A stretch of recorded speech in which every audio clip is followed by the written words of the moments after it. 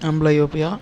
It implies a partial loss of sight in one or both the eyes. In the absence of ophthalmoscopic or other marked objective signs. Ophthalmoscopic or other marked signs, it may either be congenital or acquired. Acquired amblyopia may be organic or functional. Functional amblyopia results from psychical suppression of retinal image. It may be anisometropic strabismus or due to stimulus deprivation. Cortical blindness. Cortical blindness is produced by bilateral occipital lobe lesions. Unilateral occipital lobe lesion typically produce contralateral macular sparing congruous homonymous hemianopia. Causes of cortical blindness include vascular lesion producing bilateral occipital infarction are the commonest cause of cortical blindness. Head injury involving bilateral occipital lobes is second common cause. Tumors primary or metastatic are rare cause. Other rare causes of cortical blindness are migraine, hypoxia encephalopathy, Schilder disease or other leukodystrophy. Clinical feature: cortical blindness is characterized by bilateral loss of vision, normal pupil eye reflex, visual imagination, visual imaginary in dream or preserved, Anton syndrome, denial of blindness by patients who obviously cannot see. Redox phenomena: ability to perceive kinetic but not static targets. Management: a thorough neurological and cardiovascular investigative workup including MRI and MRI angiography should be carried out. Treatment depends upon the underlying cause. Partial or complete recovery may occur in patients with stroke progressing from cortical blindness through visual agnosia and partially impaired perception function to recovery.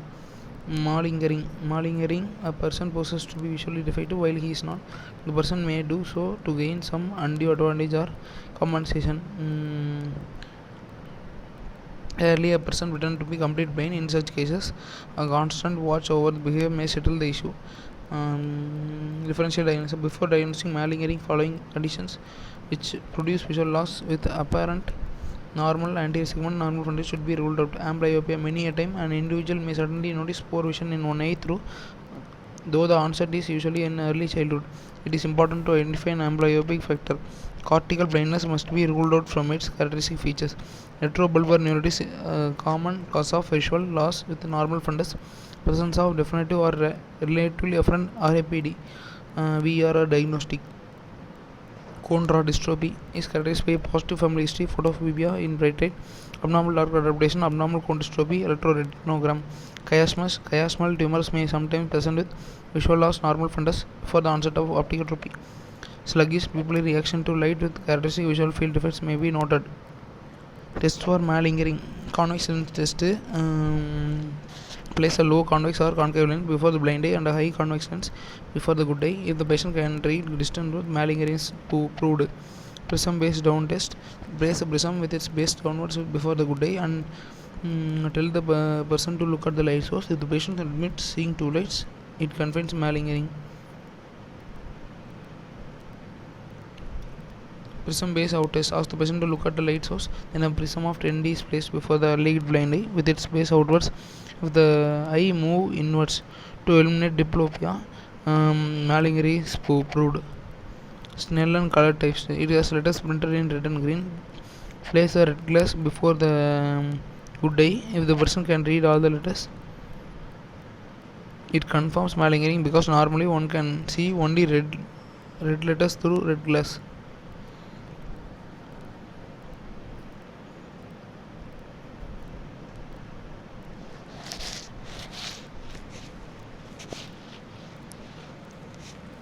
Hysterical blindness: it is a form of psychoneurosis commonly seen in attention-seeking personalities, especially females. Characteristic features include sudden bilateral loss of vision, malingering. The patient otherwise shows little concern for symptoms and negotiates well with surroundings. Blepharospasm and lacrimeation may be associated. Pupillary response are essentially normal and so is the blink response. Optokinetic nystagmus is intact. Visual fields are concentrically contracted. One can commonly find spiral fields as the target moves closer to fixation point. Treatment includes psychological support and reasons. Placebo tablets may also be helpful. A psychiatrist's help should be sought for. Disorders of higher visual functions. Visual agnosia refers to a rare disorder in which ability to recognize the object by sight is impaired while the ability to recognize by touch, smell and sound is retained. Types of visual agnosia include prosopagnosia. In this patient cannot recognize familiar faces. Object agnosia. In this patient, not able to name and indicate the use of a seen object by spoken or written words or by gestures. Sight of lesion is in visual agnosis, bilateral inferior occipital temporal disjunction. Visual hallucinations are of today. Elementary hallucinations include flashes of light, colors, luminous points, stars, multiple lights, geometric forms. They may be stationary or moving. Complex hallucinations may include object, person, or animals. Causes of visual hallucinations include occipital and temporal lobe lesions. Elementary hallucinations are considered to have their own origin in the occipital cortex, complex ones in the temporal cortex. Drug-induced. Many drug-induced drugs acting on CNS in high dose are hallucinogenic. Bilateral visual loss in elderly individuals may be associated with formed hallucinations. Migraine is a common cause of unformed hallucination. Optic nerve diseases and vitreous reaction are reported to produce unformed hallucinations. Psychiatric disorders are not the cause of isolated visual hallucinations. Ataxia and agraphia. Alexia means inability to read. It is commonly associated with agraphia. Causes alexia associated with agraphia is produced by lesions of angulate gyrus of the dominant hemisphere. Alexia without agraphy is usually caused by lesions and destroy the visual pathway in left occipital lobe and also interrupt the oxygen fibers from right occipital lobe that have crossed in splenium of corpus callosum. Visual illusions.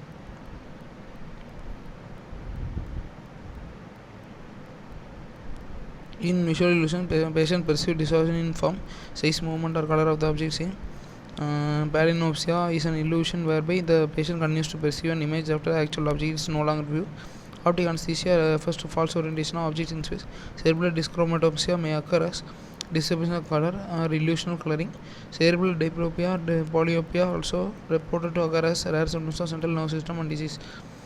Causes visual illusions are reported to occur in lesions of occipital, occipitoparietal, or occipital temporal regions, and the right hemisphere appears to be involved more than left hemisphere. Ocular manifestation, disease of central nervous system. Intracranial infection. Meningitis occurs mostly commonly by papillitis and paralysis of third, fourth, sixth cranial. Chronic chiasmal arachnoiditis may produce bilateral optic atrophy. Tuberculous meningitis may be associated with choroidal tuberculosis. Encephalitis, it may be complicated by papillitis or papilloedema. Cranial nerve palsies are often usually incomplete. Diplopia and ptosis are often present. Brain abscess, it is frequently associated with papilloedema. Focal signs depend upon the site of abscess, thus similar to tumors. Neurosyphilis ocular involvement is quite frequent. Gummatous meningitis may be associated with papillitis, papilloedema, and post-neuritic optic atrophy, cranial nerve palsies. Third nerve is paralyzed in nearly 30% cases, less frequently the fifth and sixth, least frequently the fourth. The tapeus dorsalis and generalized paralysis of inside may be associated with primary optic atrophy, Argyll Robertson pupil, and internal and external ophthalmoplegia. Intracranial aneurysms. Intracranial aneurysm associated with ocular manifestations are located around the circular villus. Intracranial aneurysm may produce complications by following mechanisms. Aneurysm, circular villus, and internal carotid artery. It may produce following pressure effects: central and peripheral visual loss due to pressure on intracranial part of optic nerve and chiasma, slowly progressive ophthalmoplegia due to pressure on motor nerves and cavernous sinus, facial pain, paresthesia associated with corneal anesthesia due to pressure on branches of trigeminal nerve, Horner syndrome due to pressure on sympathetic fibers along the carotid artery. Posterior communicating artery aneurysm typically present with isolated painful third nerve palsy. Vertebrobasilar artery aneurysm may also be associated with third nerve palsy.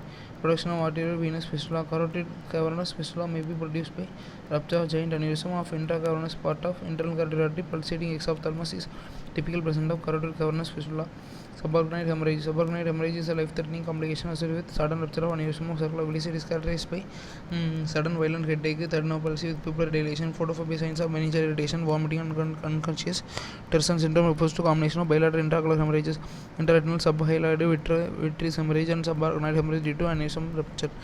Intracranial hemorrhages. Ophthalmic signs of intracerebral hemorrhage are tonic conjugate, disconjugate deviation. Subarachnoid hemorrhage may produce retinal hemorrhages, especially subhyaloid hemorrhage and of posterior pole, papilloedema, and ocular palsy. Intracranial space occupying lesions, ICSOLs. These include primary and secondary brain tumors, hematomas, granulomatous inflammation, and parasitic cysts. Clinic features of ICSOLs may be described under three heads.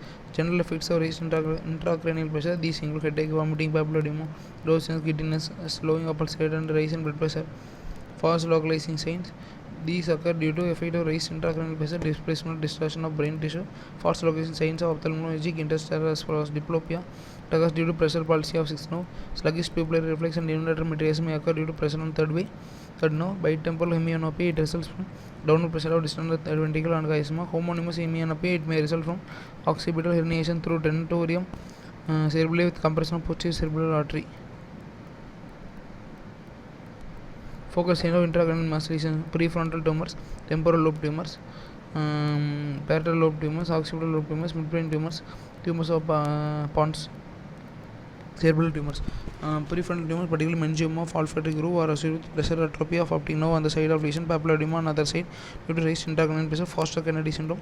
This may produce incongruous crossed upper quadrantopia due to pressure on optic radiation. Visual hallucination may occur owing to irritation of visuopsychic area. Third and fifth cranial nerve may be involved due to downward pressure. Impairment of convergence of superior conjugate movements may occur in late stages due to prolapse of the uncus through tentorium cerebelli into posterior fossa, the resulting distortion of ventral part of midbrain. Parietal lobe tumors, these are associated with crossed lower homonymous quadrantopia due to involvement of upper fibers of optic radiation.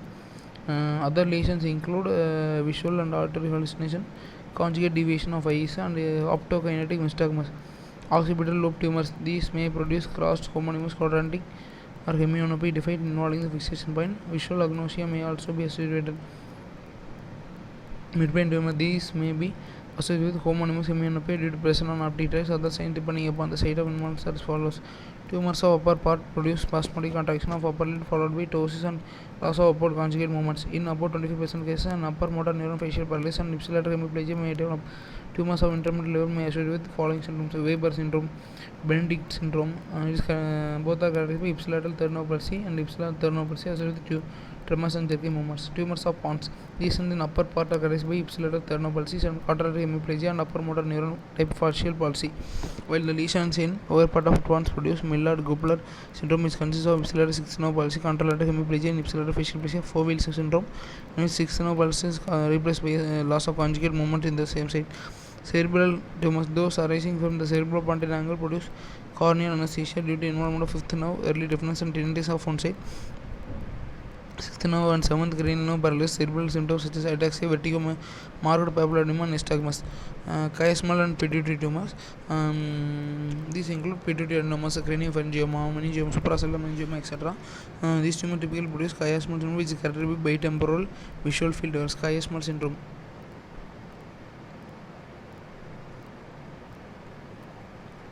Demyelinating diseases,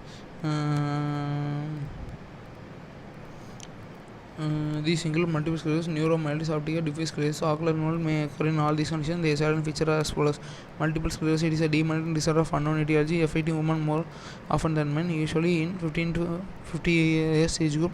Pathologically, the condition is characterized by patchy dissection of myelin sheath through central nervous system. Clinical course of condition is marked by remissions and relapses. In this condition, optic neuritis is usually unilateral. Other ocular lesions include intranuclear ophthalmoplegia and vestibular or cerebral nystagmus.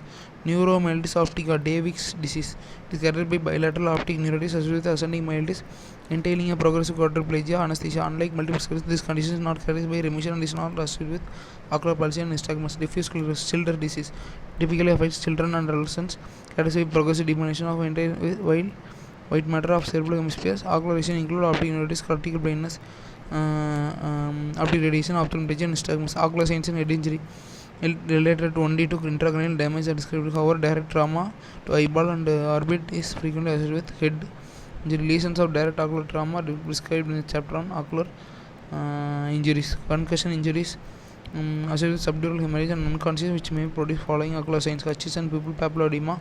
Hutchinson pupil characterized by initial ipsilateral myosis followed by dilation with no light reflex due to raised intracranial pressure. If the pressure rises still further, similar changes occur in the contralateral pupil. Therefore, presence of bilateral fixed dilateral pupil indication.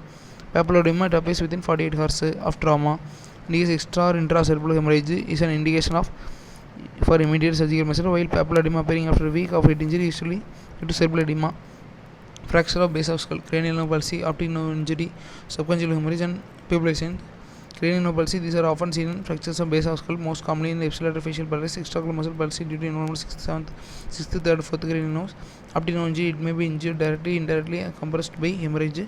Primary optic atrophy may be appear in 2 to 4 weeks following injury. Presence of papilla edema suggests hemorrhage into nerve sheath. Subconjugal hemorrhage, it may be seen when fracture of the base of skull is associated with fractures of orbital lobe. The subconjugal hemorrhage is usually more marked in upper quadrant and posterior limit cannot be reached. These are unconsidered and thus not pathognomic. However, usually pupil is dilated on the affected side.